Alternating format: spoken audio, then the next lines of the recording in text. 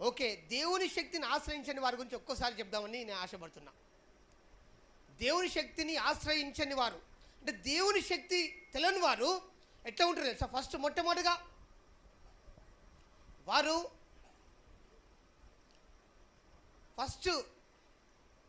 దయ్యాలకు భయపడతారు, దురాత్మలకు భయపడతారు. పక్కకు మంత్రాలు వేస్తాలంటే కథమే, ఇక ఇల్లు కాల్ చేయాలనుకుంటారు వాళ్ళు.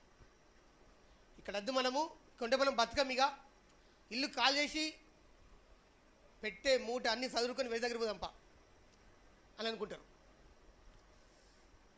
దేవుని శక్తి తెలియని వాళ్ళు 3 దారి దగ్గర ఏమైనా కనబడితే కథమే, ఇక అటు ఆ చూపు కూడా అటు పోదు, ఇటు నుంచి ఇటు వెళ్ళిపోతారు.